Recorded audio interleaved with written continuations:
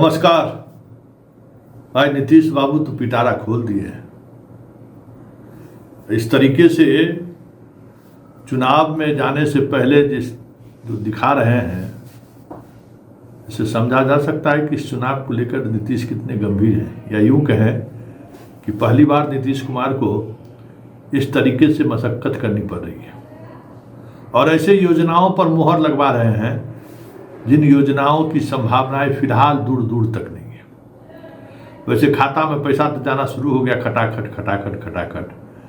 आज की कैबिनेट में 2025 से लेकर 2030 तक 1 करोड़ लोगों को रोजगार और सरकारी नौकरी देने का प्रस्ताव पर मुहर लगा है और इस प्रस्ताव को फलीभूत करने के लिए वित्त विभाग के प्रधान सचिव की अध्यक्षता में, विकास आयुक्त की अध्यक्षता में एक कमेटी बनाई गई, 12 मैन कमेटी। कमेटी रिपोर्ट देगा, उस रिपोर्ट के आधार पर आगे की कार्रवाई होगी। समझ गए ना। अच्छी बात है कि हमारा मास्टर साहब लोग जो BLO थे, 6,000 रुपया, इतना दिन जो काम किए उसको 6,000 रुपया आपको दिया जाएगा। उसको कैबिनेट में अप्रूवल हो गया। सतर्क रहिएगा, पैसा नहीं काटे सब चोरवा सब। हाँ, 6,000 रुपया कैबिनेट से पास हो गया, याद रखिएगा। एक और पुल बनाने का गंगा पर मुहर लगा है और बख्तियारपुर पुल तो भाई कितना बरस से बन रहा है, उसके बनने को लेकर राशि और बढ़ा दी गई है। और शिक्षा विभाग में जितना अंगीभूत स्कूल कॉलेज हैं, मतलब सरकार द्वारा मान्यता प्राप्त, उसके लिए भी राशि निर्गत किया गया है। मतलब चुनाव से पहले बल्ले बल्ले है, इसलिए जो कुछ ऐसा हो शिक्षक गणवाए, यही मौका है, साथ लेना है। चलिए देखते हैं सिद्धार्थ बाबू क्या कह रहे हैं। 30 एजेंडों पर आज निर्णय लिया है मंत्रिपरिषद ने। 30 एजेंडों पर सबसे महत्वपूर्ण एजेंडा है श्रम संसाधन विभाग का। इसमें राज्य सरकार ने यह निर्णय लिया है कि 2025 से 30 तक राज्य सरकार राज्य में 1 करोड़ नौकरियां और रोजगार सृजन के कार्य करेगी। 5 वर्ष 2025 से 30 तक राज्य सरकार बिहार राज्य में 1 करोड़ नौकरी एवं रोजगार सृजन करने का लक्ष्य निर्धारित किया गया है। यह 1 करोड़ नौकरी या रोजगार दोनों मिला के हैं 1 करोड़। इसकी संभावना और विकल्पों के बारे में निर्णय लेने के लिए एक विकास आयुक्त की अध्यक्षता में कमेटी गठित की गई है। इसमें 11 और सदस्य हैं, कुल 12 सदस्य होंगे, जिसमें वित्त विभाग, सामान्य प्रशासन विभाग, कृषि विभाग, ग्रामीण विकास विभाग, पशु एवं मत्स्य संसाधन विभाग, उद्योग विभाग, सूचना प्रौद्योगिकी विभाग, विज्ञान प्रौद्योगिकी एवं तकनीकी शिक्षा विभाग, पर्यटन विभाग और श्रम संसाधन विभाग इसके सदस्य सचिव होंगे। ये कमेटी होगी और 2025 से 30 तक 1 करोड़ नौकरी या रोजगार सृजन का लक्ष्य रखा गया। शिक्षा विभाग में वित्त रहित शिक्षा नीति के तहत वर्ष 2025-26 में स्थापना में प्रतिबद्ध व्यय के अंतर्गत 3,94,41,24,000 रुपये विमुक्त किए गए हैं। इसके अंतर्गत आपको याद होगा कि माध्यमिक और उच्च माध्यमिक विद्यालयों में जितने बच्चे फर्स्ट डिवीज़न, सेकंड डिवीज़न और थर्ड डिवीज़न प्राप्त करते हैं, उनके लिए अलग अलग राशि निर्धारित है। उसके आलोक में उनको जो सहायक अनुदान राशि है विभिन्न विद्यालयों को मिलती है, माध्यमिक एवं उच्च माध्यमिक विद्यालय, और इसके तहत 3,94,41,24,000 रुपये विमुक्त किए। इस विद्यालय समय पर यूटिलाइजेशन नहीं भेजते, इसके वजह से भी रुक जाते हैं। ऊर्जा विभाग बिहार पंप भंडारण परियोजना प्रोत्साहन निधि 2025, इसके प्रारूप की स्वीकृति दी गई है। इसके तहत पंप परियोजनाओं के जो पंप भंडारण परियोजना है ऊर्जा विभाग का, उसके तहत 3 प्रकार के स्टोरेज अलाउ किए गए हैं। इसमें करीब 1 लाख करोड़ इन्वेस्टमेंट की संभावनाएं हैं। ये पॉलिसी है जिसमें प्राइवेट सेक्टर इन्वेस्ट करेगा और बिहार पंप भंडारण परियोजना प्रोत्साहन नीति 2025 की स्वीकृति दी गई है। नगर विकास एवं आवास विभाग का एक प्रस्ताव था जिसमें पटना रेल परियोजना को तुरंत चालू करने के लिए प्रायोरिटी कॉरिडोर 2 के 2 वर्ष 8 महीने अर्थात अगस्त 2025 से मार्च 2028 तक की अवधि के लिए रख रखाव की सेवा 179 करोड़ 37 लाख रुपए नामांकन के आधार पर दिल्ली मेट्रो कॉरपोरेशन को दिया गया है और साथ ही साथ 3 कार सिंगल ट्रेन सेट को किराए पर लेने के लिए 3 वर्ष के लिए 21 करोड़ 15 लाख 44,646 रुपये लिए गए हैं। तो जो प्रायोरिटी कॉरिडोर है उसको संचालन उसका रख रखाव के लिए राशि दी गई है 179 करोड़ और साथ ही साथ जो पहली गाड़ियां हैं मेट्रो रेल की 3 कार सिंगल ट्रेन सेट का किराया है उसकी भी स्वीकृति करीब 21 करोड़ 15 लाख रुपए स्वीकृत किए गए हैं।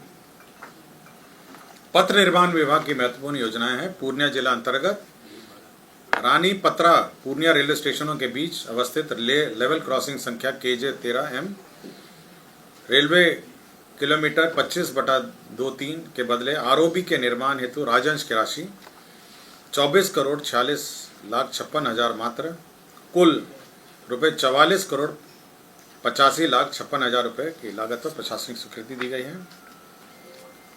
मुंगेर सफियाबाद बरियारपुर गोरगढ़ सुल्तानगंज यह गंगा पथ परियोजना है। यह हैम मॉडल पर निर्माण किया जाएगा। इसके तहत 5,119 करोड़ 80 लाख रुपए हैम मॉडल पर स्वीकृत किया गया है। सुल्तानगंज सबौर भागलपुर सबौर सुल्तानगंज भागलपुर सबौर ये 40.80 किलोमीटर है। एक गंगा पथ परियोजना फिर से है। ये भी हैम मॉडल पे स्वीकृत किया गया है और इसकी कुल लागत है 4,849 करोड़। आपको जानकारी होगा कि PPP मोड पर बख्तियारपुर ताजपुर जोड़ने के लिए गंगा नदी पर निर्माणाधीन 4 लेन पुल एवं 4 लेन पहुंच पथ का निर्माण किया जा रहा है। इसका एस्टिमेट पुनः दूसरी बार रिवाइज किया गया है। अब यह 3,923 करोड़ रुपए लागत का यह रोड कम ब्रिज होगा। ये बख्तियारपुर ताजपुर का गंगा नदी पर निर्माणाधीन 4 लेन पुल।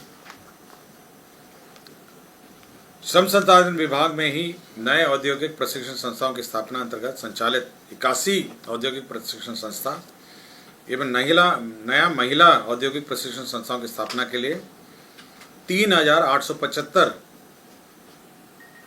पद सहित स्थापना एवं अन्य प्रतिबद्ध व्यय में स्थानांतरण करने का प्रस्ताव किया गया है। इसमें सृजित 855 पद सहित कुल 112 औद्योगिक प्रशिक्षण संस्थाओं को 3,875 पद सहित स्थापना एवं प्रतिबद्ध व्यय में स्थानांतरण किया गया है।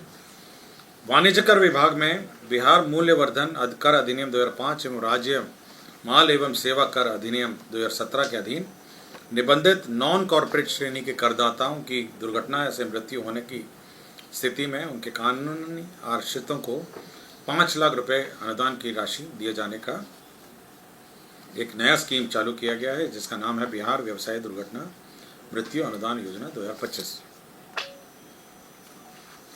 राज्य में जो CDG इकाई हैं और CNG इकाइयाँ PNG की घरेलू एवं वाणिज्यिक बिक्री के मामले हैं। इसमें जो टैक्स रेट्स हैं जो कस्टमर को यदि आप सीधा सप्लाई करेंगे तो 12.50 टैक्स रेट है और अन्यथा यदि कोई औद्योगिक इकाई को इंडस्ट्रियल कनेक्शन के माध्यम से दिया जा रहा है PNG तो 5% टैक्स है। तो टैक्स रेट में घटाया गया है। विज्ञान एवं प्रौद्योगिकी विभाग में ही 7 निश्चय कार्यक्रम के तहत विज्ञान एवं तकनीकी शिक्षा के अंतर्गत द्वारा संचालित 46 राजकीय पॉलिटेक्निक संस्थाओं के कर्मशाला प्रयोगशाला की आवश्यकता हेतु 80 करोड़ रुपए मात्र प्रशासनिक स्वीकृति दी गई है। इसी के तहत 38 राजकीय अभियंत्रण महाविद्यालय में 90 करोड़ रुपए कर्मशाला प्रयोगशाला आवश्यकता आधारित मशीन उपकरण उपस्कर एवं कंप्यूटर आदि के लिए स्वीकृत किया गया है। जल संसाधन विभाग का प्रस्ताव था पश्चिम कोसी नहर परियोजना के विस्तारीकरण, नवीकरण एवं आधुनिकीकरण कार्य। इसकी प्राकृत राशि 7,832 करोड़ की प्रशासनिक स्वीकृति दी गई, 7,832 करोड़ स्वीकृति दी गई है। नगर विकास एवं आवास विभाग में केंद्र प्रायोजित अटल नवीकरण एवं शहरी परिवर्तन योजना के अंतर्गत दानापुर जलापूर्ति योजना परियोजना की स्वीकृति दी गई है। इसमें 99 करोड़ 9,63,992 रुपये व्यय होंगे।